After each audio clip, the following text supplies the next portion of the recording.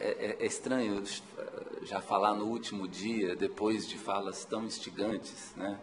Essa agora do Olivier, que de alguma maneira atravessa diversas questões que eu vou trazer. Mas ontem no carro, por exemplo, a gente voltava conversando sobre as questões ligadas à comunidade, que foram tão presentes no dia de ontem, né? E claro, são questões que me interessam, que podiam de alguma maneira estar discutidas no meu texto hoje. Discutimos ontem a questão com a Andréa França sobre a centralidade centralidades dos sujeitos nos processos políticos históricos. Conversamos sobre a improvisação e as potências criativas dos sujeitos nas comunidades, nos grupos. Né? Quer dizer, todos os elementos, todas as questões que de alguma maneira fazem parte do que hoje eu estou trazendo, assim, quase um tema menor assim, nos estudos cinematográficos, né? Que é pensar a sala de aula como uma questão política, que é pensar o ensino de cinema, que é pensar a criação que se faz dentro da universidade. Essa fala, ela quase se impôs, na verdade, a mim, eu diria... Estou falando por mim, mas eu diria que é quase que também parte de um grupo que vem trabalhando muito, com muita proximidade nessas questões ligadas ao cinema e à educação. Né? Então, essa fala, eu diria que minha comunicação de cinema, máquina e cena, tendo uma questão específica, que eu vou falar mais ao final, sobre o filme Carta, são questões que quase se impuseram sobretudo, porque nos últimos anos eu vim ministrando uma cadeira de oficina de realização aqui na universidade, aqui na UF, que é um grande desafio, porque é o momento em que os estudantes que já são cineastas, de alguma maneira, que estão fazendo filmes, você é o professor num lugar de criação, o que não é simples. E mais do que isso, no último ano a gente preparou, Luiz é um dos idealizadores, Isaac, Leocádio, algumas pessoas nessa sala. A gente faz parte de um grande projeto, um projeto nacional ligado a cinema, educação e direitos humanos, onde também há novamente essa ideia da produção cinematográfica em ambientes educacionais. Né? Então, a minha comunicação passa muito por uma pergunta do que é pensar o ambiente educacional e como é que o cinema pode fazer parte desse ambiente educacional, né? Não somente um cinema que é um fim para a educação, mas é cinema mesmo, de alguma maneira, né? Mas ao mesmo tempo ajudando a me perguntar sobre o lugar do educador, do professor, etc. Então, eu começaria dizendo que, de início, pensar o cinema nesse lugar da educação é algo bastante, quase paradoxal, de alguma maneira. Né? A gente não ensina alguma coisa que está pautado que tem um norte muito claro a ser organizado. Né? Por exemplo, a universidade, dos debates fortes, as discussões fortes, é sobre qual o lugar do ensino de cinema. E, frequentemente, esse lugar é dado a uma certa centralidade que teria o mercado de cinema, que teria o mercado do audiovisual, que teria hoje, se fala muito, por exemplo, faltam roteiristas, etc. Isso é bastante perturbador para quem está nesse lugar do professor, do mestre, da universidade. Eu diria que hoje temos uma prática muito forte de privatização das universidades, uma privatização que não passa somente pela ideia de que o aluno tem que pagar, mas privatização no sentido de que a universidade tem que operar para a iniciativa privada. Então, essa é uma dimensão que é inalienável, me parece, do nosso trabalho, quando a gente está engajado com a criação mesmo que se faz dentro da universidade. Então, ter o mercado como um norte é um equívoco, não só para a universidade, como para o próprio mercado. O mercado não precisa da gente produzindo para eles já estão aqui dentro de uma maneira intensa. Sobretudo porque são velocidades muito distintas, né? Então, o resumo disso não temos um norte, digamos assim, para pensar a educação com o cinema. Né? Eu gostaria de pensar, então, nessa comunicação a partir de um lugar bem específico, que é esse da professor da prática cinematográfica, né, de alguém que trabalha com esses projetos. Eu vou falar de política não como uma raridade, como fala o Rancière, mas como uma forma mesmo de mobilizar atores, humanos e não humanos, porque estamos no cinema e as máquinas fazem parte do nosso cotidiano, né, na criação artística e de mundo. Esse seria um problema da política, né? Como mobilizar atores humanos e não humanos nessa prática criativa e de mundo. Fico também contente por poder trazer, de alguma maneira, para um evento acadêmico, uma prática que é da graduação e da extensão. Uma coisa que nem sempre, pelo menos na minha experiência acadêmica, é raro conseguir juntar a pesquisa, a extensão e o ensino como alguma coisa que se autoalimenta, né, que tem idas e vindas. Une chose peut alimenter l'autre, quelle dynamique il peut y avoir? Eu vou retomar de alguma maneira a questão da emancipação, dizendo o seguinte: talvez um dos desafios maiores assim, nessa prática da educação seja essa emancipação, que eu não vou voltar em detalhes, até porque o Olivier já adiantou bastante, tem sido algo presente nesses encontros. Mas falar em emancipação demanda um primeiro realinhamento, de alguma forma, dessa noção. Esse realinhamento que é não entender a emancipação como um processo em que há uma separação entre o emancipado e o emancipador, ou aquele que há a ser emancipado e aquele que pode emancipar. Né? Emancipar, então, não é uma tarefa de um mestre, né, que conhece e indica um caminho, né? E aí, sem essa divisão, a situação de criação no ambiente educacional demanda desse mestre, né, e das propostas que ele vai colocar em prática, um gesto imediato de abertura ao que pertence ao aluno, ao que pertence ao outro, e essa multiplicidade de mundos que é trazida pelos alunos. Talvez esse dos desafios mais fortes, sobretudo no momento em que a universidade, pelo menos a UF, eu acredito uma universidade brasileira como um todo, ela é cada vez mais heterogênea, digamos assim. Os alunos, os estudantes com quem nós temos convivido, eles são cada vez mais heterogêneos. Então, como abarcar, como permitir que esse lugar, às vezes tão disciplinar, tão organizado como a sala de aula, seja um espaço dessas potências dessa heterogeneidade, né? Ou seja, antes de um lugar de hierarquia entre aquele que sabe e o que não sabe, a emancipação demanda um estado de criação e montagem, né? Então, emancipar é também criar e montar com essa heterogeneidade entre os diversos atores envolvidos em uma criação, no caso desses encontros criativos, digamos, uma criação, uma criação pedagógica, digamos assim. Então, a definição, essa definição é obviamente influenciada pelo Jacques Rancière, mas se a gente lembrar um texto dos anos 80, do Paulo Freire, por exemplo, ele diz assim: um educador humanista revolucionário não há de esperar essa possibilidade. Sua ação identifica-se desde logo com a dos educandos. Deve orientar-se no sentido da humanização de ambos, tanto dos educandos quanto dos mestres, digamos assim. O Jacques Rancière, no livro já citado, e que a diferença do Olivier me tocou muitíssimo desde a minha primeira leitura, e que o Mestre Ignorante, e é o livro mais traduzido do Rancière, o livro mais lido, provavelmente, do Rancière. Ele desenvolve com precisão essa radicalidade da prática emancipatória e igualitária, né? Não cabe aqui voltar a todo argumento, mas retomar um princípio que me é bastante caro. Para pensar e exercer esse papel na universidade, do mestre, nesse ambiente privilegiado da educação, onde ainda é possível, de alguma maneira, tensionar essas centralidades, seja do mercado, seja do espetáculo, e também as funcionalidades do conhecimento, né? Ainda temos, de alguma maneira, essa possibilidade. Então, o primeiro princípio é de uma igualdade que emancipa, e não um telos. A igualdade não é algo que se alcança ao final de um processo, nem está submetida a um projeto e às relações de causa e efeito. Isso já foi dito, retomo.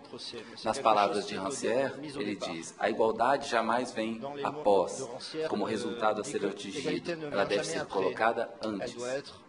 Esse princípio é bastante perturbador, por vezes, num ambiente que é organizado por hierarquias, notas, regras, horários, grades, todas esse linguajar que organiza um cotidiano, tanto em escolas quanto na universidade.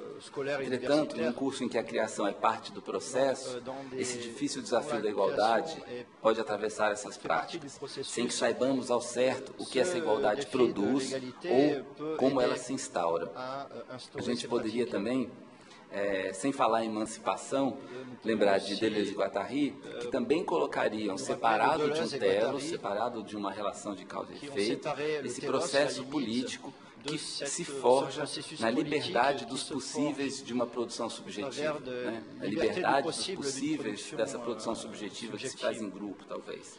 Eles dizem, por exemplo,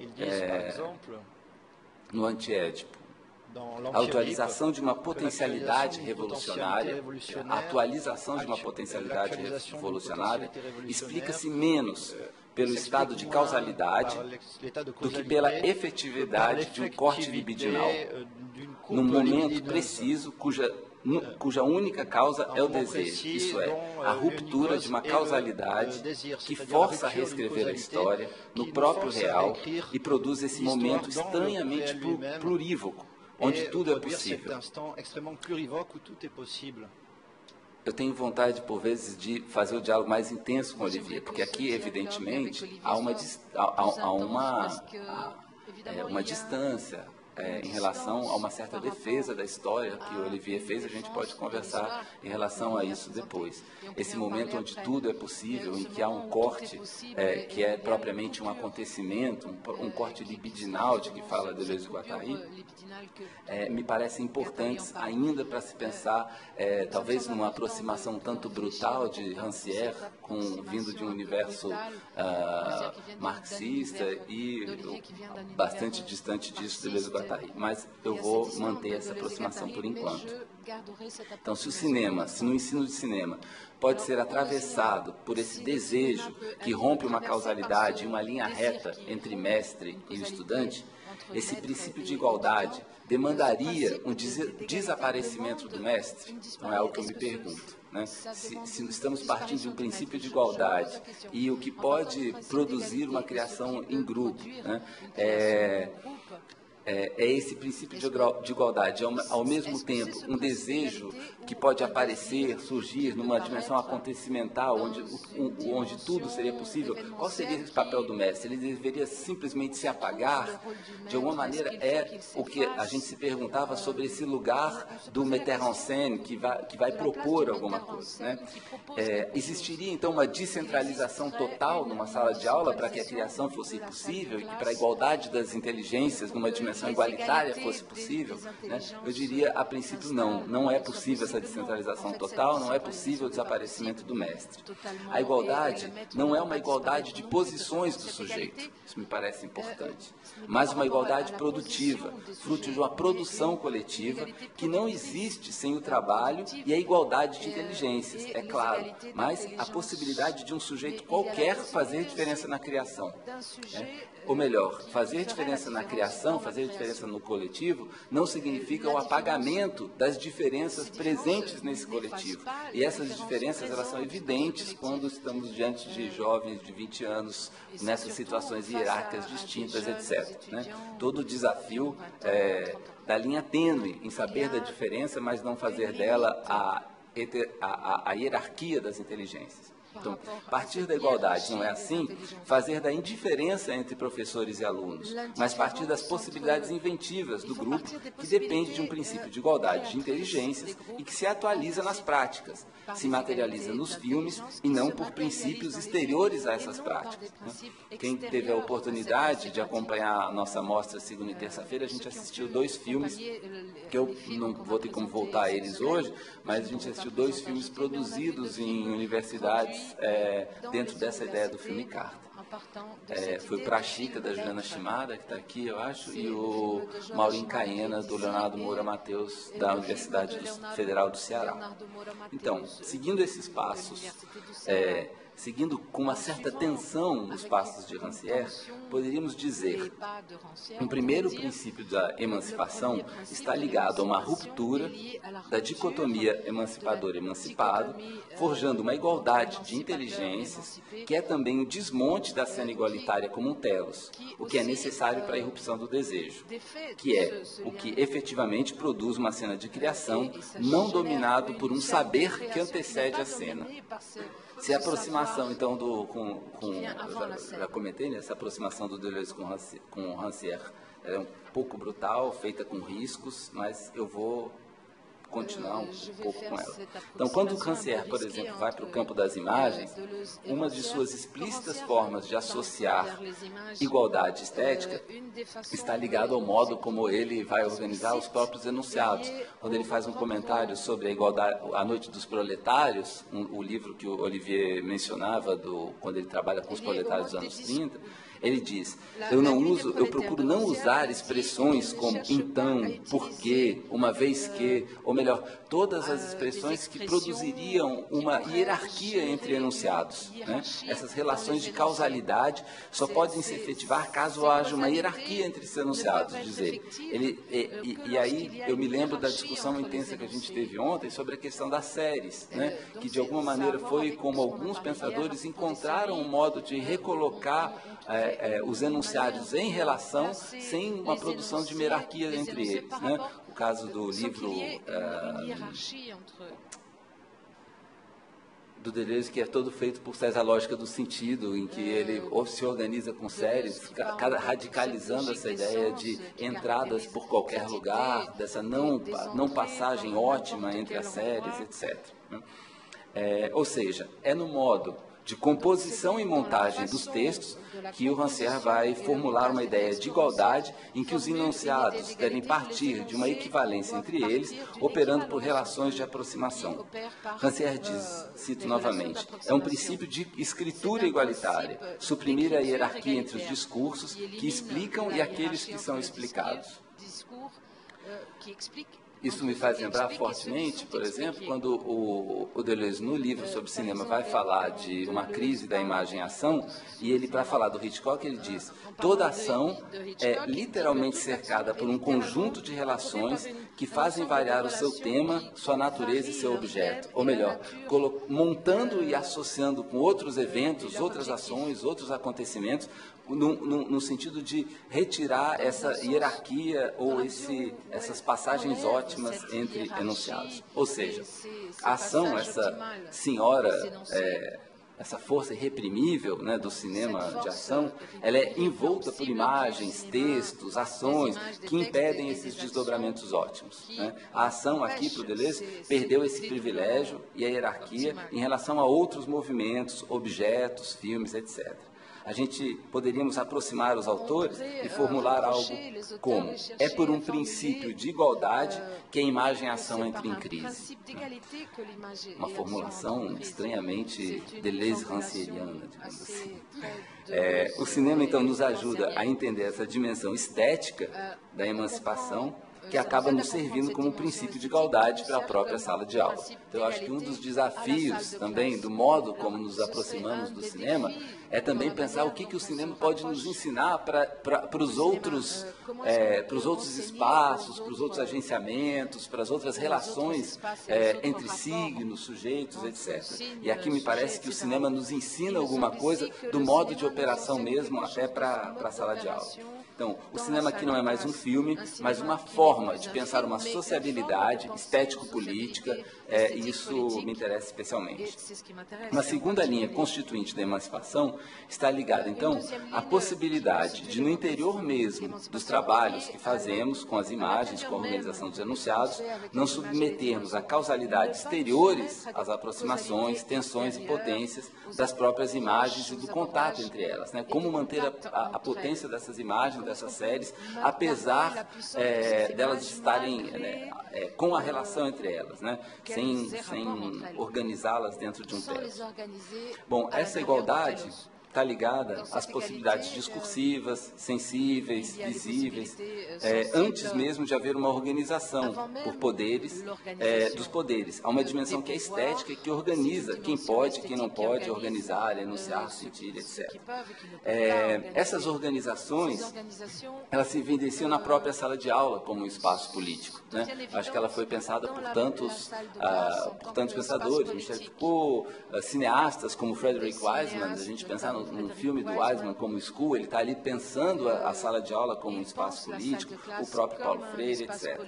Um espaço que eu gostaria de manter uma intensidade desse espaço de sala de aula político de dois modos. Primeiro, não colocando esse espaço como um espaço que está a serviço das modulações político-subjetivas que nos é demandada em relação ao capital, né?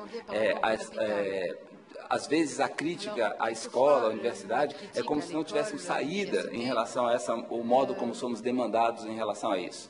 Então, me parece que há um espaço político que pode resistir a isso, né? Ao mesmo tempo, não é um espaço que está isolado dessas tensões, né? Ou melhor, enquanto espaço, não é um espaço definido na sua essencialidade, ou melhor, é um espaço de tensão, de construção, de produção, etc. Então, eu gostaria de deixar claro um primeiro ponto desse argumento, que é a emancipação é uma prática e não um estado acabado do sujeito, não se emancipa o sujeito, mas se estabelece práticas que partem da igualdade das inteligências e das potências sensíveis. É pela possibilidade de uma inteligência qualquer participar de uma transformação de um mundo sensível que a emancipação, de alguma forma, se efetiva. Bom, a sala de aula, voltando. E a sala de aula, eu vou entender, então, agora me aproximando mais do Guattari, principalmente, como uma máquina. A sala de aula é uma máquina. Os filmes fazem parte e alteram a máquina. As formas, né, não metodológicas de pensar a produção de conhecimento que eu abordo aqui fazem parte de uma reflexão de muitos autores. Maurice Blanchot, em algum momento, fala disso, Kenneth White, Michel Serres, todos pensaram de alguma maneira como essa produção de conhecimento ametodológico pode acontecer. O que me interessa é pensar uma imbrincada relação entre a sala de aula e os filmes, como se fosse possível pensar uma pedagogia máquina, que se materializa nos filmes máquina. O nome poderia ser outro, evidentemente, mas uma vez que essa minha intenção é voltada para uma dimensão produtiva e criativa que vai da formação do grupo interessado em criar junto aos filmes e vice-versa, né? Mas então, por que falamos em máquina para entender esses arranjos, montagens, invenções em uma sala de aula atravessada pelo cinema? Bem, como diz Guattari, uma máquina funciona e nela os atores envolvidos não têm posições estáveis, mas funcionam por acoplamentos, por associações momentâneas, ao mesmo tempo em que não existem isoladamente. Esses atores dessa máquina, eu tenderia a pensar em sujeitos, alunos, professores, mas também pensar as máquinas mesmo.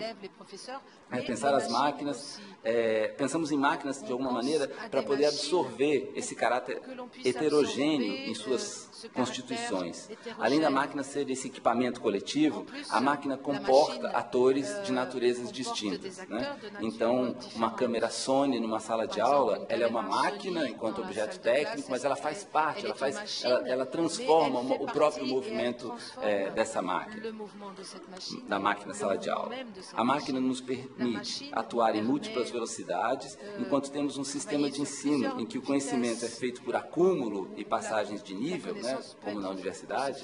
Então, por exemplo, para se ensinar cinema aqui, a gente ensina montagem, depois a gente ensina fotografia, depois a gente ensina roteiro, depois, num dado momento, se junta tudo e daí se produz um filme. Você separa para depois juntar e ele vai passando de ano. Então, a máquina nos permite então, atuar em múltiplas velocidades, né, nesse sistema que funciona por acúmulo e passagem de nível, que deve ser muito eficaz em vários casos. Quando se trata da criação do cinema, esse método me parece apenas parcialmente verdadeiro, com frequência muito frágil. A máquina não é feita por acúmulo ou passagem de etapa, mas pela possibilidade de uma coabitação entre experiências e conhecimentos de naturezas distintas, que engajam aspectos pertencentes a singularidades individuais e, ao mesmo tempo, macroestruturas institucionais. No nosso caso, as leis, a Ancine, os direitos autorais, ontem houve uma questão sobre direitos autorais aqui, etc, etc. Nada disso pode ser isolado de uma máquina, né, que funciona. Então, é parte da máquina uma tensão entre códigos e a história. O estudante emancipado, então, se isso fosse possível, ou se o sujeito fosse possível emancipado, né, mas o estudante emancipado, ele traz consigo... está pleno de códigos, mas é capaz, de alguma maneira, de forjar novos começos para si. E é esse um desafio para si, para suas pesquisas, para suas criações. Trata-se menos da execução de um projeto de conhecimento do que de uma multiplicação de possibilidades de entradas no cinema e da criação. É essa multiplicação de entradas que o estudante tem a possibilidade de escorregar entre os códigos, códigos que, no caso do cinema, parecem tão arraigados, né? Tão arraigados, sobretudo, quando a gente, no caso da disciplina que eu ministro e que aqui volta com frequência, uma disciplina que na maioria dos seus alunos tem 18, 19 anos, né? E que eu costumo brincar que um dos sustos que um aluno de cinema toma é quando ele percebe que vai fazer filme brasileiro, né? Ele fala, meu Deus, filme brasileiro. Então, é nessa multiplicidade de entradas, quer dizer, multiplicar as entradas é escorregar entre códigos, né? Essa multiplicidade de entradas que o estudante tem a possibilidade de escorregar. Então, diante de histórias e teorias do cinema, das artes, das humanidades, das tecnologias, o pior que pode acontecer, me parece, é que o conhecimento organizado se torne um fim em si e não um campo de possibilidades. Eis um grande risco da universidade. Nesse sentido, a gente pode falar entre conhecimentos organizados, que a universidade é eficaz em oferecer, né? Mas, ao mesmo tempo, a máquina não é um motor, um acelerador para esses conhecimentos, né? Em direção a esse saber, mas um recorte instável, conectando a outras máquinas, né? Então, quando o Rancière, por exemplo, explica a sua opção em trabalhar com a noção de cena, que poderia se confundir, por vezes, com a noção de máquina, ele produz um enunciado que merece que eu gostaria de desdobrar um pouco. Ele diz o seguinte: eu construí a noção de cena como uma pequena máquina, onde podem se condensar o máximo de significados em torno da questão central, que é a partilha do sensível. Primeiramente, a aproximação da noção de máquina, de cena, com a ideia de máquina, que aqui eu estou desenvolvendo, me parece ela curiosamente expressa por Rancière nessa entrevista, é um livro recente, né? que ele fala em máquina para falar da noção de cena. A cena para Rancière pressupõe uma deshierarquização dos códigos colocados em relação, uma imanência na constituição dos poderes, uma copresença de distintas naturezas discursivas, do particular ao universal, ao mesmo tempo em que é entendida em sua dimensão propriamente produtiva. Citando novamente, ele diz de uma maneira que parece muito clara e importante: uma cena é tão construída quanto identificada. Essa ideia é importante, né? O que é uma cena? É alguma coisa que se constrói ao tracejá-la, ao identificá-la, quer dizer, ela existe, mas ao mesmo tempo ela é uma construção. Ou seja, uma cena trabalha no real, a gente poderia dizer de outra maneira. Então, se a proximidade entre essas noções é possível, né, a noção de máquina me possibilita, primeiro, uma distância em relação a uma metáfora teatral, o que me parece, de alguma maneira, importante para enfatizar um campo social mesmo, e não algo que estaria apartado do real. Ou fruto de uma divisão, pensar a máquina sem uma divisão possível entre lugar de encenação e espectadores, entre atores e espectadores, né? Por mais que a cena de Rancière possa ser mais complexa do que isso, uma utilização da cena no lugar da noção de máquina, ela pode trazer essa divisão, né? Mas, seguindo a colocação do próprio Rancière, quando ele faz a conexão com a partilha do sensível, ele coloca, então, a questão é a partilha do sensível.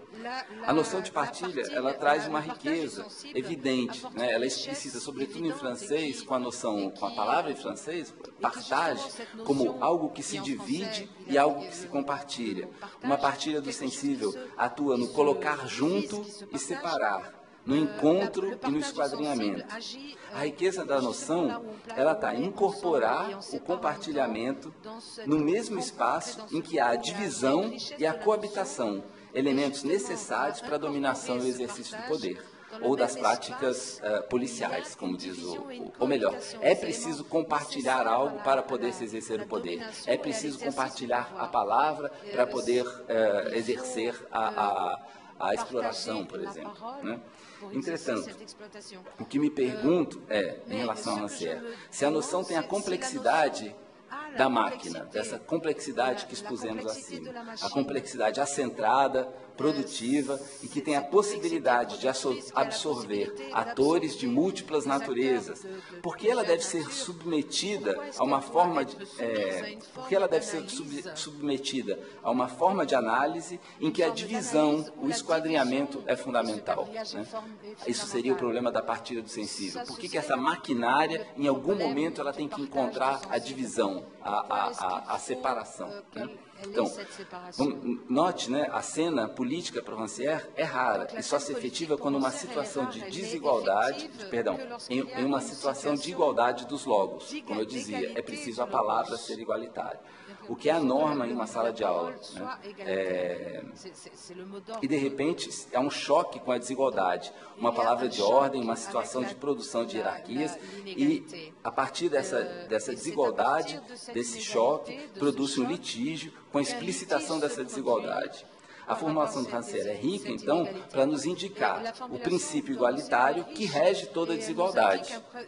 Mas, para tal, precisará se concentrar nos encontros de divisões explícitas, aquele que não tem a fala com o que possui, aquele que pode operar na comunidade com o que não pode operar na comunidade.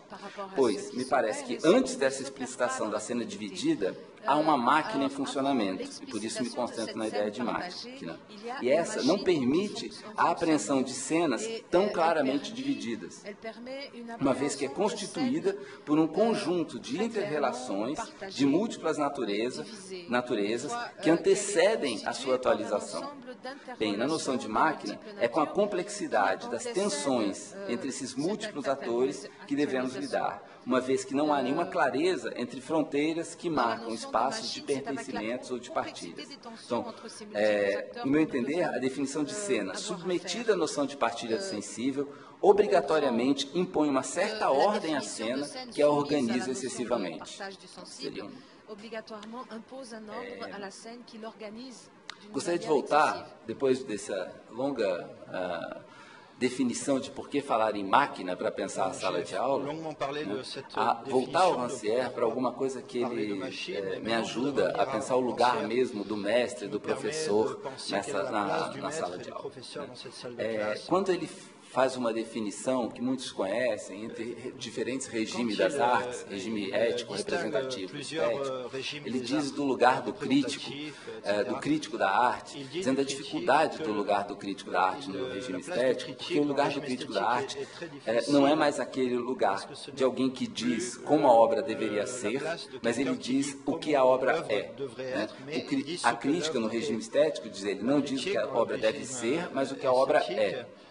Bem, esse lugar de mestre, de professor, que está na situação de criação, com frequência somos colocados nesse lugar. Me diga o que deve ser essa obra, me diga o que deve ser esse filme, me diga como devo fazer, né?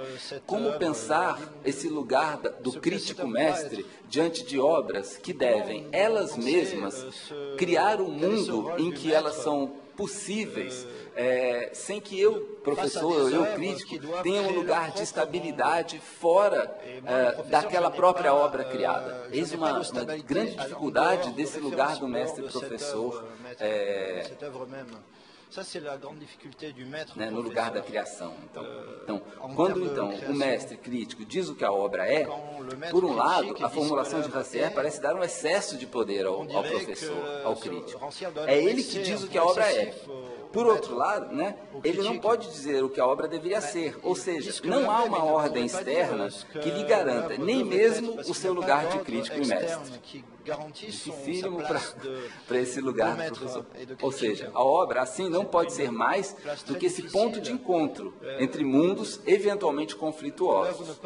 O papel do artista-aluno, de alguma maneira, se aproxima do professor-mestre, né? Em ambos, estão ambos a dizer o que a obra é, sabendo de poucas garantias que eles têm para fazer tal afirmação do que a obra é. Né?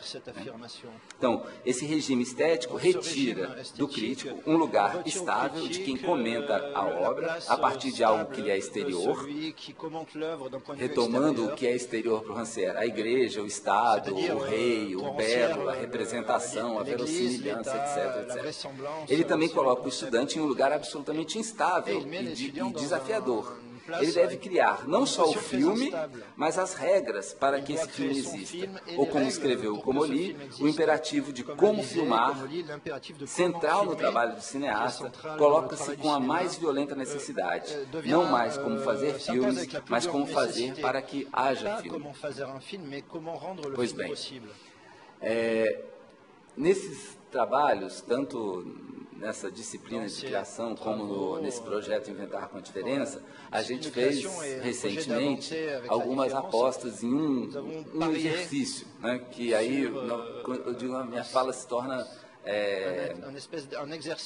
menor no bom sentido da coisa, porque eu vou para alguma coisa bastante específica, né? Que é o desafio cotidiano de alguém que está nessa relação com estudantes, de o que podemos fazer, o que podemos propor, como inventar dispositivos e mecanismos para que tudo isso colocado na maquinação possa aflorar, aparecer, etc. Né? E um dos trabalhos que eu vou comentar um pouquinho foi a proposta de realizarmos filmes carta, filmes hífen carta. E filmes hífen carta é importante o hífen, porque não é um filme que filma uma carta, né, nem uma carta filmada, mas um filme que é uma carta em si. Né? E eu queria destacar pelo menos 15 minutos. Então, eu queria destacar pelo menos 3 elementos que me interessaram especificamente no filme Carta, que me forçaram a produzir isso que eu vim de narrar aqui para vocês, um pouco uma reflexão sobre esses lugares com essa produção. Né? O primeiro relativo às tecnologias. Eu acho que na universidade, todos sabem, temos uma enorme distância em relação às tecnologias do mercado, aquelas que estão nas salas, etc., né? Ou que estão na própria televisão. É difícil estarmos o tempo todo com os melhores equipamentos, finalizando da melhor forma, etc. O que num curso de cinema pode ser bastante frustrante, por vezes, né? Porque quando vai se produzir um filme, você está sempre aquém de um certo imaginário tecnológico. Né? Então, o filme Carta, de alguma maneira, ele problematizava essas tecnologias. Ao mesmo tempo, a gente tinha capacidade de, tanto com adultos como crianças, produzir pequenos filmes, pequenos objetos que não traziam nenhuma frustração em sua dimensão técnica. Porque, como uma carta escrita num pedaço de guardanapo, e quando você recebe aquilo, não deixa de ter intensidade da escolha das escolhas, da dedicação, da atenção ao outro que é dado a uma carta. Então, isso tinha uma primeira solução para a gente, era uma possibilidade de lidar com microtecnologias que, longe do som 5.1 ou das imagens em 4K, nos resolviam problemas tecnológicos. O segundo trazer uma dimensão propriamente, uma dimensão social mesmo das tecnologias, que eu vou desenvolver um pouco mais adiante. Em relação a essa distância à norma técnica, eu queria ler uma bela passagem que o Isaac Pipano, também professor aqui da PUC, escreveu num texto que ele intitulou 12 etapas e uma lição para se fazer um filme carta em tempos de WhatsApp. Ele escreveu o seguinte: pegue uma câmera, leia em voz alta e confira se há alguns erros gramaticais. Caso encontre, mantenha-os. Se não houver, invente alguns. Ninguém confia numa carta sem erros, escrita assim tão verdadeiramente sem rasuras. Essa belíssima passagem, né, ela diz muito desse lugar da tecnologia e das possibilidades dos estudantes quando estão diante do filme Carta. Quer dizer, o erro, a rasura, o fragmento, eles fazem parte de uma certa... Eles materializam o engajamento mesmo daquele que faz com a tessitura mesmo do filme. Então, esse segundo aspecto que eu mencionava nos ensina que a necessária reflexão sobre as máquinas tecnológicas, né, onde elas facilitam uma relação desses componentes sociais e tecnológicos, né, nesses processos subjetivos. Porque a tecnologia dentro do filme Carta e na universidade, ela é constantemente colocada em questão com o lugar da universidade, com o que pode uma universidade, com o que podem as nossas tecnologias que estão próximas ao corpo, ou melhor, a tecnologia deixa de ser alguma coisa que se impõe como alguma coisa dada, que o cinema precisa usar, mas como uma prática social inseparável dos processos éticos, econômicos, políticos com que os filmes são feitos. Então, parece ter uma dimensão pedagógica, no melhor sentido, de nos relacionarmos socialmente com essas tecnologias na execução desses filmes. O segundo ponto... O segundo ponto da relação com os filmes cartas é justamente voltando a um problema com a história do cinema mesmo, né? Se essa história, ela de alguma maneira está bastante organizada dentro de uma história majoritária, assim, hegemônica que a gente conhece, os filmes cartas nos possibilitam outras entradas, descaminhos nessa história do cinema. Ao mesmo tempo, possibilitando, se quiséssemos, né, seguir todo uma certa tradição mesmo do filme cartas. A gente poderia lembrar de cineastas importantíssimos que quase desenham uma história possível do cinema, uma história possível dos ensaios cinematográficos com os filmes cartas, como Chris Marker, Kiarostami, Jonas Mekas, Agnès Varda, Chantal Akerman, Jean-Luc Godard, Eric Powers, Robert Kramer, David Perlov.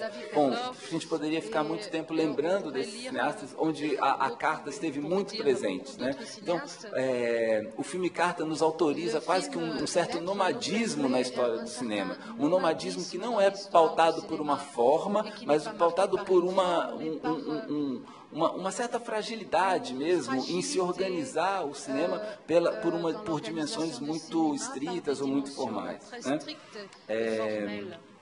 Eu chamei isso assim a possibilidade de pensar e produzir com a história do cinema através desse nomadismo histórico. E por último,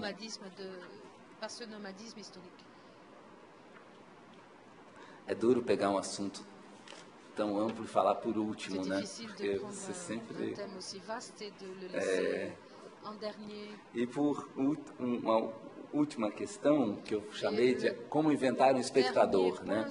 O filme Carta, ele precisa inventar um espectador imediato.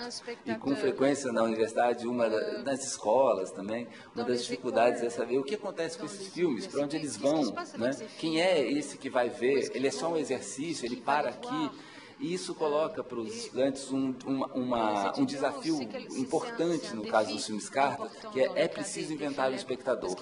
E esse espectador está muito distante da ideia do marketing, da publicidade, que não é um público-alvo, né? É alguém com o que aquele filme vai se relacionar. Ou melhor, o filme carta ele pressupõe de alguma maneira esse outro relacional, esse outro que vai tensionar o próprio sujeito que produz essa carta. Então, no caso do filme carta, esse público, ele é dobrado de alguma maneira. Ele trazendo novos desafios para os estudantes. Por um lado, elege-se um destinatário, a mãe, o amigo, o mundo, né? construindo então uma relação, né, de dupla, aquele que escreve e aquele que recebe a carta.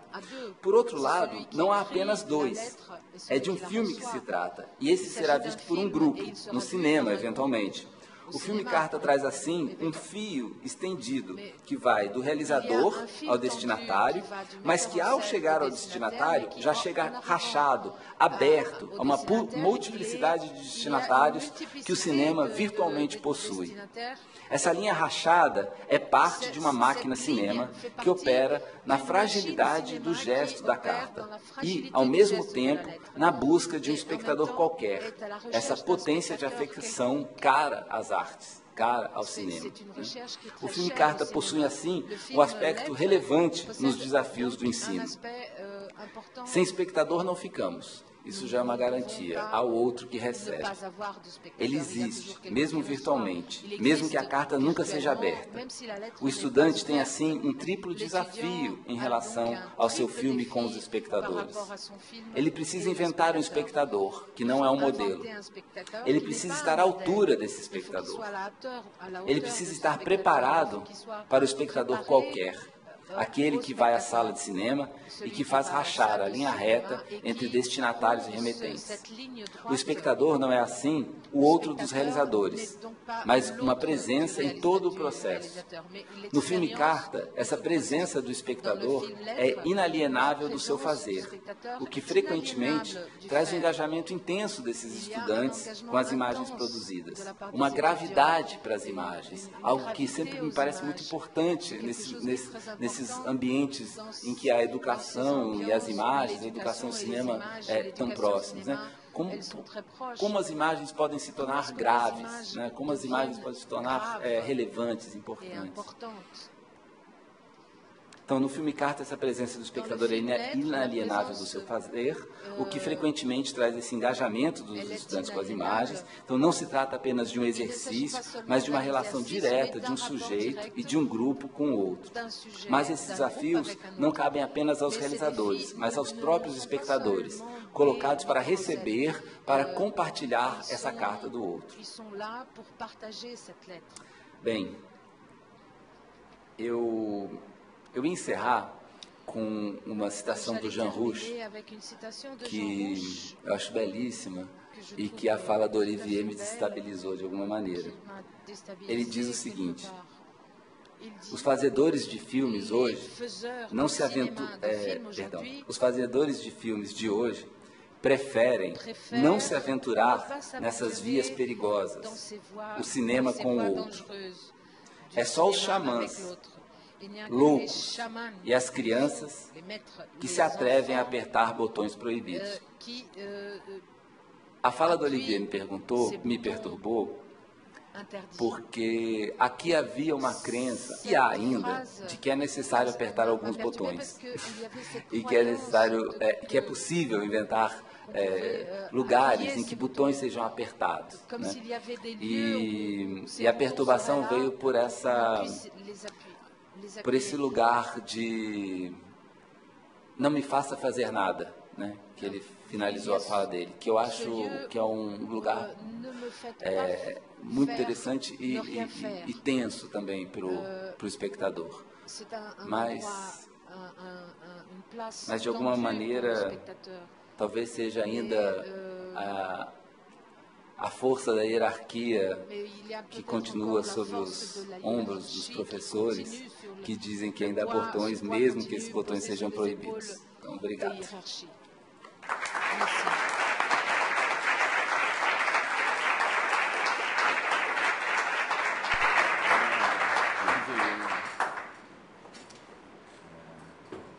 Então, a gente queria abrir para as perguntas.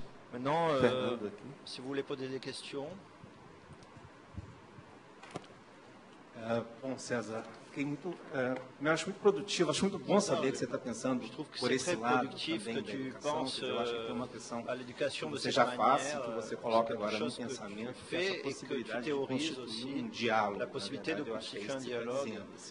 C'est a leitura que eu faço da sua fala. Eu fico muito, na verdade, incomodado um pouco com essa ideia de máquina. Eu queria tomar isso com você. Reprendre un peu ça avec toi. Assim, eu acho que a própria concepção de máquina, essa ideia de que ela de que ela é feita por atores não estáveis, de lugares não, digamos, pré-determinados, né? Eu acho que isso me parece importante ser colocado em relação à ideia de que nessas máquinas também, que elas também são constituídas por programas que definem o seu funcionamento. Eu acho que você toca isso em vários momentos. Eu estou, na verdade, comentando e querendo problematizar um pouco essa concepção, para ver o que você pensa disso. Assim. E esses programas, na verdade, o grande desafio nosso, pensando um pouco com o Flusser, né, que vai falar da câmera, como desocultar os programas da câmera, como desfazer aquilo que é dado como princípio, e parece que está no cerne do que você está pensando também. Porque eu fico pensando que na própria sala de aula, assim, a sala de aula pensada como máquinas, e estando nós num universo tão tomado pelas máquinas, haveria ali uma sobreposição desses imaginários, entende? Eu não sei muito bem o universo de um curso de cinema, assim, eu até imagino que possa ser talvez um pouco mais desprendido do que a gente concebe como um curso de comunicação, se for o caso de pensar as mídias, digamos, menos tomadas como artísticas, vamos pensar assim, tá? Onde os alunos já vão tomados por essa ideia de que eu tenho uma máquina e que essa máquina o professor vai me ensinar a usar. Né? Então, eu acho que tem uma sobreposição do imaginário que é essa máquina que coloca o próprio universo da sala de aula como um problema. Não sei se eu estou conseguindo me fazer claro, assim, mas o que eu fico pensando, na verdade, é como inventar essa não tecnologia na tecnologia que é a própria sala de aula, entende o que eu estou dizendo? Como reinventar esse espaço para que naquele lugar aquela máquina possa desfuncionar naquilo que ela pressupõe, né? Rearranjar de outro jeito. Um exemplo particular, assim, que eu compartilho, que eu vivi pessoalmente, né? Eu tenho esse problema, que é um problema que eu gosto, que é de querer compartilhar em sala de aula. E eu sempre procuro fazer um círculo. Eu estou aqui falando da máquina agora, usando o que você está dizendo, como é que eu tento desprogramar essa coisa. Sempre tento fazer um círculo para que eu possa conversar com os alunos e olhar para eles.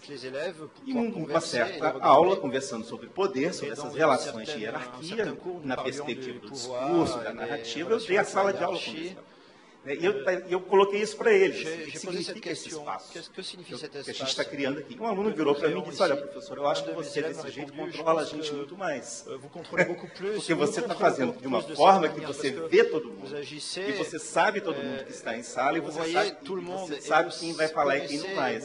Aquilo desorganizou a minha desorganização. Me colocou uma questão, assim, porque na verdade não é bem desorganizar para nada, mas é mostrar o quanto é tênue essa linha entre programar e desprogramar, programar e desprogramar. Assim, a minha dúvida é em que medida esse próprio conceito de máquina também te ajuda, em que medida é com ele que você vai reavaliar isso.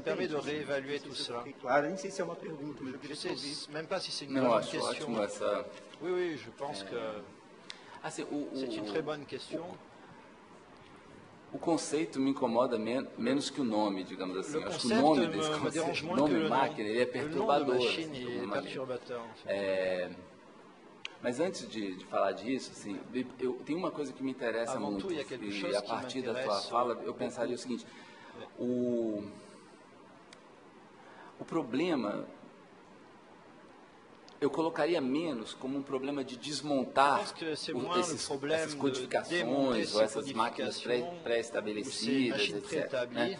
O que eu acho que a noção de máquina, de alguma maneira, pensar a sala de aula como uma máquina, é menos um problema de pensar quais são os códigos dados e como desmontá-los. Não seria esse o problema, né?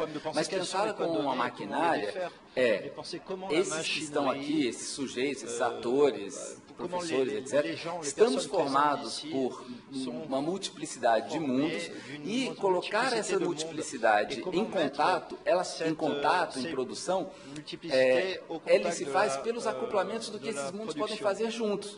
Ou que pode ser do caos, da tensão, né? E não de dizer assim, esses mundos têm uma determinada organização e eu preciso desmontar essa organização para que alguma coisa possa surgir para além da organização dada. Mas a maquinária, ela tem uma dimensão que é uma ação diretamente na imanência, em que aquilo que compõe aquilo que restringe as potências criativas desse grupo, eu fico imaginando uma solução daquilo que restringe na própria produção desses encontros possíveis ali dentro, né? Ou melhor, fico me perguntando, será necessário identificar quais são os elementos que constrangem para depois desmontá-los, percebe? Por exemplo, no campo do cinema e da educação, a gente passou por uma discussão importante, que durante muitos anos, a televisão, o cinema foi para a educação como alguma coisa que deveria ser desmontada, porque a gente deveria revelar aos estudantes, etc., que ali existia um processo ideológico, um processo de alienação, e através do desmonte, da revelação da organização da linguagem, as crianças, os adolescentes, etc., eles teriam a revelação de que eles são alienados. E me parece que nunca deu certo isso, ou melhor, não é que não deu certo, isso era desnecessário, né? Porque esses sujeitos tinham múltiplas relações com aqueles objetos audiovisuais, né? Então, a máquina, para mim, hoje, não há necessidade de eu voltar àquilo que está instituído como a norma, para que essa produção conjunta possa trazer essa multiplicidade de mundos que efetivamente, numa sala de aula hoje, a gente desconhece e que é encantador e assustador ao mesmo tempo, né? Que vai do sotaque, às relações de classe existentes, às origens, tudo que a gente conhece tão bem. Então, a máquina não é um rearranjo, ela é o próprio arranjo. A machine n'est pas un réarrangement, c'est l'arrangement lui-même.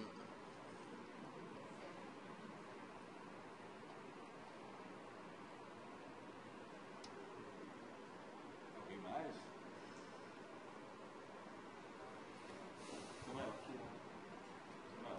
Aqui. Depois, Obrigada. Mais um olhar de fora, sou Francisa também, professora universitária em teatro numa universidade na França, e estou aqui fazendo pesquisa uns 2 anos, que é bastante. E eu me di conta, eu percebi com os alunos aqui, eu estou na UFNA em Antropologia e História, e eu me di conta que a relação com os alunos aqui é muito diferente da que a gente tem na França. Inclusive, já fui professora na UFBA, na Bahia, há um tempo, e morei 10 anos na Bahia. Quando voltei para a França e que comecei a dar aula na França, incomodou muito os alunos o fato de eu criar um princípio de igualdade, porque justamente na UFBA, meus alunos eram de doutorado, todos tinham 50, mais ou menos, tá? E eu criei um princípio de igualdade, porque todos eram artistas super criativos, tá? E a gente estava trocando ali. Quando cheguei na França com esse princípio de igualdade, isso foi muito difícil, porque, a princípio, se você cria a igualdade, é que você não sabe. Porque se você soubesse, se você fosse boa, você não criaria uma igualdade com alguém que, a princípio, não sabe, já que é aluno. Então, cria-se, como um pouco ele levantou, um princípio de que, na França, pelo menos, quando ele se torna Cier, sempre se coloca, ou você está acima, ou você está abaixo, mas é muito difícil criar esse momento de igualdade. Isso, para mim, em forma de análise, diria que vem muito da forma de educação que se tem na França, que é anti-igualitária na relação com mestre e aluno. Você coloca sempre, por exemplo, você coloca sempre que o aluno não sabe, que o aluno não é bom. A ideia é que o aluno vai se esforçar, você vai dizer isso para o aluno e ele vai se esforçar. Só que isso não funciona, obviamente, não funciona. E, justamente, assim, quando você chega, pela experiência na Bahia, até eu cheguei colocando essa coisa da igualdade, digamos. E aí você cria um princípio de igualdade e aí você vai colocando. Minha aula assim, mais importante era uma aula que eu chamei de teatro e política. E cada aluno tinha que pegar uma experiência de aí assim, eu ia propondo de gatinho, ou do agitprop e tal, e tinha que ir para a rua sem ter aviso prévio para a polícia nem nada, e fazia o trabalho na rua de uma criação fazendo a modo do artista. No caso, assim, às vezes, assim, criava uma instabilidade muito grande, já que muitas vezes eram intervenções, a partir de uma dramaturgia que eles criavam com a história deles. Eu falava, você cria uma coisa a partir de uma coisa que te toca, mas com a modo de tal dramaturgo. Uma coisa assim. E aí os alunos ficavam muito instigados e muito criativos, e eu achei super interessante essa emancipação que se criou, porque no início eles ficavam muito chateados, porque essa professora não estava ensinando nada, e ao mesmo tempo depois fica uma coisa muito criativa, mas é uma postura como muito delicada também em relação aos outros professores, porque justamente os melhores alunos, eu fiz essa experiência há 7 anos, né? E os melhores alunos, muitas vezes em forma muito criativa, não respondiam da mesma forma nas outras aulas. E muitas vezes não passavam de ano, não repetiam. E para mim era, por exemplo, a excelente turma e era a pior turma dos outros. E eu fiquei numa posição muito delicada. E agora eu vou ter que voltar para lá e voltar da aula. E eu estou muito... Assim, tua fala me instigou muito, porque eu me di conta que vocês têm mais ou menos esse mesmo problema em termos de onde que se situa o mestre e o aluno, e era a minha intervenção também para dizer que eu acho que aqui, justamente por não ter essa forma tão autoritária, desde o maternal até a universidade, eu acho que isso dá vazão a uma criatividade muito grande. E eu acho que isso é super positivo aqui no Brasil, porque muitas vezes eu vejo as pessoas se espelhando, né, com a educação na França, e eu acho que aqui no Brasil tem uma criatividade muito, muito interessante e com menos, menos frustrações, digamos, na relação aluno-professor.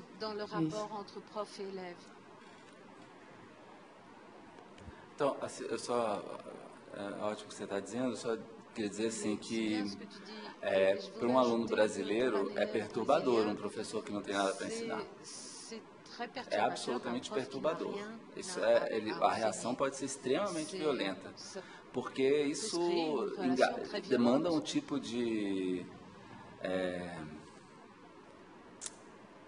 demanda uma entrega da autoridade e da responsabilidade para aquele aluno na participação, na participação e na produção daquele espaço, que é difícil, exige uma maturidade, assim, né? Então, eu definitivamente não tenho resposta. Acho que todas os meus problemas aqui são efetivamente problemas que eu não paro de errar em relação a eles, né? Constante sala de aula é isso, a gente está o tempo todo numa ida e vinda, errando, acertando, né?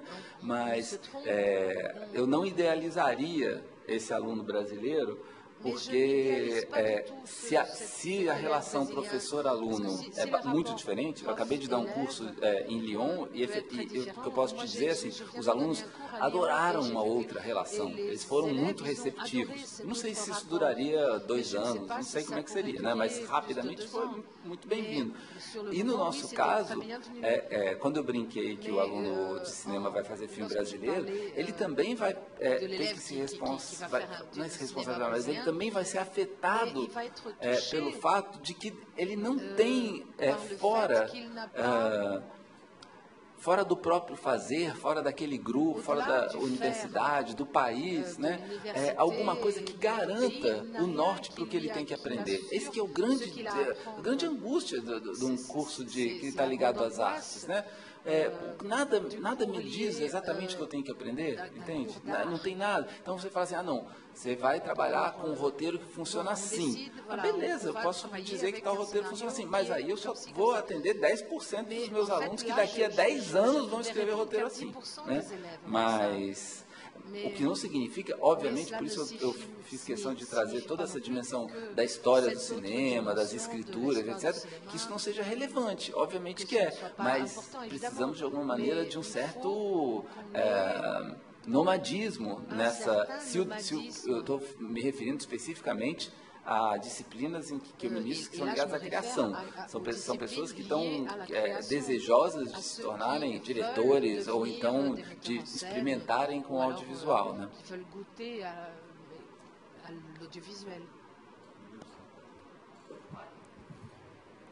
Primeiro César, depois o senhor. Então, César, muito bacana a sua apresentação, acho muito instigante. Eu acho como acontece assim, sempre as melhores aproximações são as inesperadas. Então, eu gostei muito dessa maneira como você aproximou assim, tempestivamente, talvez, Deleuze, Guattari e Rancière, essa liberdade de fazer essa aproximação que eu acho ela super pertinente, importante, necessária. Que é essa relação entre que você mencionou entre, na verdade, ela envolve uma relação entre três termos, né? A cena, a máquina e o desejo. Né? Tem um quarto elemento que é complicado exatamente pela relação entre os três, que é o saber. Né? Então, já essa sua formulação assim, de extrema argúcia. E aí eu queria lembrar uma coisa, enfim, há uma bela... Eu acho que talvez uma das mais bonitas definições da máquina do cinema, que é feita pelo Jean-Louis Comolli, quando ele diz que é uma máquina monstruosa e amorosa. Monstruosa porque híbrida, porque mistura o corpo humano e o funcionamento de um mecanismo. O olho da máquina e o olho humano, porque ela envolve a pulsão do corpo, o inconsciente, e por outro lado, a máquina que calcula, que mente. Né? E depois ela é amorosa. Ela é amorosa porque, como ela produz olhar e como ela convoca olhares, ela é feita do investimento do desejo, que só se move pelo que não sabe, pelo que ele vê desconhecendo. Máquina monstruosa e amorosa. E quando ela filma, quando ela registra, mas também quando ela mostra o que ela filmou aos outros, ela produz isso que eles chamam a relação de não indiferença frente ao mundo.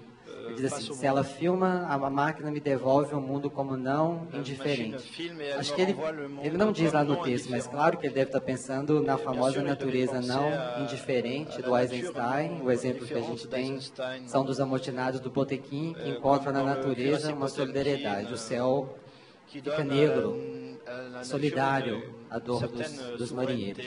Bom, a grande questão política que envolvia isso, o Olivier falou há pouco. Né? Mas, de qualquer forma, a questão de que, como é que o olhar pode olhar para o mundo e o mundo retornar a ele como marcado pela diferença, é o que parece que é significativo nisso. Né? Não exatamente nesse texto, mas em outro, o Comolli diz assim, as mercadorias nos olham e nos desejam indiferenciadamente. Mas quando o mundo nos volta como coisa não indiferente, é porque ele é singularizado. E o que é bacana, que eu entendo nesse seu projeto que chama-se Inventar com a Diferença, e você deu esse trecho muito bonito do Isaac, é que o desejo é sem medida, né? Nunca demais, nunca digamos que suficiente ou bastante, ou assim está bom. Não vale para o desejo. Eu faço que o professor que regula a máquina e o ensino da máquina, ele está sempre ligado a essas medidas, por assim dizer. Enfim, acho que eu queria que você avançasse, porque às vezes o pensamento... Acho que avançou já. Na verdade é um comentário, porque há essa severidade da exigência política do Rancière, você veio trazer essa dimensão aí produtiva do desejo, né, a partir do Deleuze e do Guattari. É uma espécie de encontro prometido, eu acho, aí, no momento em que, quando como ele escreve esses textos, ele diz assim, bom, eu que escrevi técnica e ideologia, sou o cara bem preparado para dizer que na máquina há sempre a questão do poder, mas ele ao mesmo tempo diz, mas não há apenas a questão da ideologia. É uma espécie de virada no pensamento assim, do Comolli, e ela vai nessa direção do desejo. Et elle va dans cette direction qui est celle du désir. Não, te agradeço, César. Je te remercie, César. Bom, eu fico em dúvida, sim, eu acho que a questão do desejo da máquina, primeiro em dois lugares, né? Primeiro em relação a a produção, o ambiente da educação, principalmente na universidade, assim, talvez não haja uma criação, difícil falar isso, mas criar o cinema, fazer um filme, né? Talvez isso seja muito difícil se ali não existe esse acontecimento onde é atravessado por esse desejo, né? Seja o desejo violento, revoltado, ou o desejo do outro, né? Ou melhor, é como se a criação fosse inseparável dessa não mensurabilidade, se a criação fosse inseparável do que não pode ser organizado, restringido, esquadrinhado, etc. Né? Então, talvez a dificuldade é porque nosso papel, ele é com muita frequência o do esquadrinhamento, da hiperorganização. Né? Então, como permitir que dentro desse esquadrinhamento se invente mecanismos para que esses mecanismos possam ser atravessados por esse não sei o que de possibilidades. Né? E aí, em relação ao Rancière, a minha pergunta é onde entra o acontecimento quando há a perturbação da partilha do sensível? Talvez esteja lá, eu não sei, entende? Mas é uma pergunta que nas minhas leituras tem me feito. Onde está esse lugar do acontecimento, do incomensurável, desse corte libidinal, daquilo que não está efetivamente organizado? Porque tudo bem, eu entendo, a emancipação não se organiza através de um telos. Mas quando ela se dá por alguma coisa que tem medida? Eu não saberia, eu tenho a impressão que não, né? Eu não sei quanto que o Rancière está lida com essa não medida de quando a emancipação se torna possível. Comment gérer cette non-mesure ou qui rend l'émancipation possible? Je ne sais pas si c'est clair. Eu sou Sandra, sou da UFMG também e trabalho com psicologia. Eu queria colocar a minha também como professora, tá? Que você e o Fernando trouxeram experiência em sala de aula. E, obviamente, a sua fala é toda sobre sala de aula. Eu queria falar, Cristina, que concordando inteiramente com o César, que não idealize a sala de aula do Brasil. Porque eu também, né, coloco os alunos em círculo e tento fazer a igualdade, partir da igualdade. Mas há uma resistência enorme dos alunos, justamente das alunas, justamente porque você está lidando com desejo. Né? E eu acho que o aluno do Fernando que fala, professor, você está me controlando, ele está julgando o controle de novo, se recusando a ficar em círculo, porque ele está ali aparecendo. Então, ele fala, olha, você está me controlando, professor, por favor, me controle. Eu não estou aguentando ficar aqui olhando para tudo. A minha experiência tem sido muito essa, muita resistência. E eu acho que no próprio prefácio da edição brasileira, acho que é da primeira edição brasileira do Mestre Ignorante, o Rancière está sabendo disso. Porque ele diz, né, uma pequena introdução magnífica, ele diz, ele fala... no lugar onde a ordem e o progresso, ele citando a nossa bandeira, né? Um lugar onde ele não está falando ordem e progresso à toa, ele está falando para a edição brasileira, ele fala no lugar onde a ordem e o progresso se colocam como um lema, um tema importante, é preciso ver as resistências que vai haver para a igualdade, entendeu? Então, eu acho que sim, na França deve ser assim, na Europa deve ser assim, mas nós somos um país colonizado pela Europa e a nossa mente colonizada está aí ainda. As resistências da elite a qualquer igualdade, qualquer movimento que a gente faça, igualdade. Então, infelizmente, não é verdade, eu acho. Quer dizer, claro que eu tenho experiências magníficas em sala de aula e eu acho ótimo quando isso está. Trabalhos são magníficos, mas a resistência encontra, eu acho esse aluno, o seu Fernando, está expressando claramente isso. Né? O senhor me controla muito mais, professor, quando eu estou em círculo. Entendeu? Eu acho. Não, obrigado, Sandra.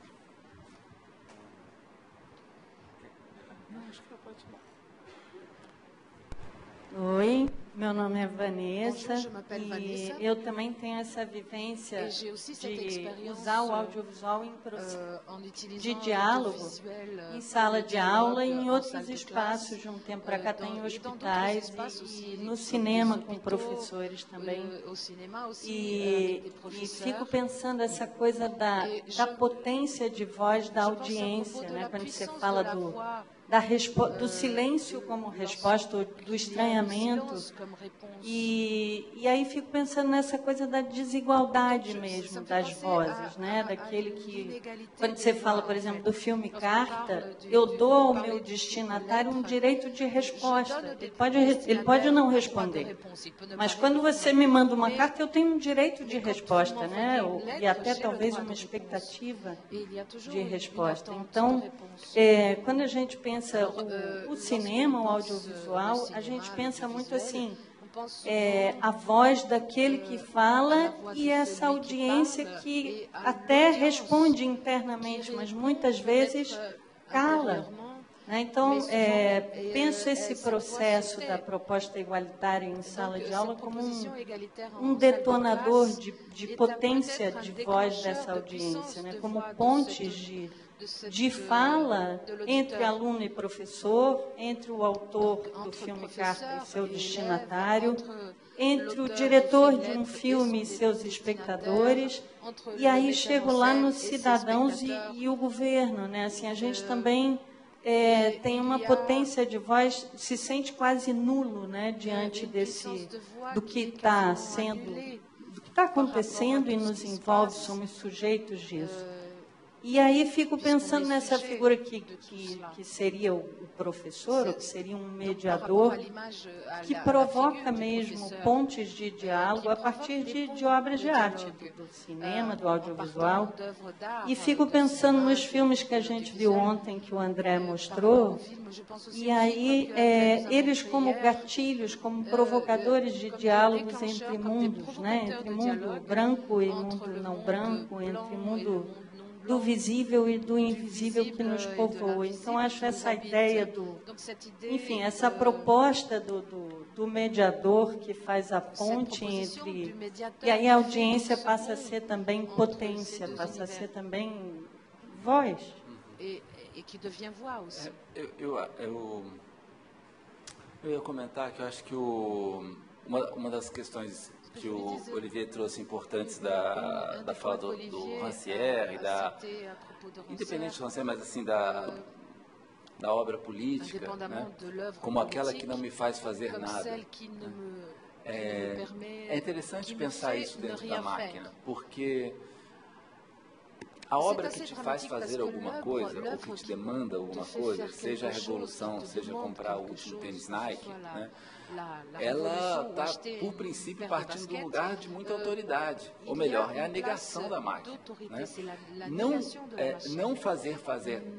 Não demandar nada do espectador significa não se excluir da máquina.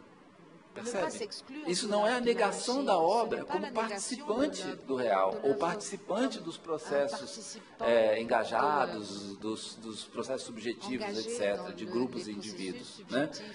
Participar da máquina significa faço parte, mas aquilo que é feito por grupos e indivíduos é feito porque ele participa de uma máquina. E essa máquina, ela é composta, ela é intrincada, tensionada por uma multiplicidade de enunciados, discursos, objetos técnicos, humanos, etc. Né? Então, eu estou recolocando isso só para voltar à noção de máquina, mas ao mesmo tempo para tentar também entender o que essa expectativa do espectador, que não precisa fazer nada diante da obra, não o exclui da participação com a obra, não o exclui a participação da obra do todo, entende?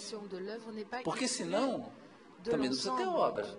Né? Se a máquina não se a obra não te faz fazer nada, e se ela nada mesmo, entendeu? Aí não obra.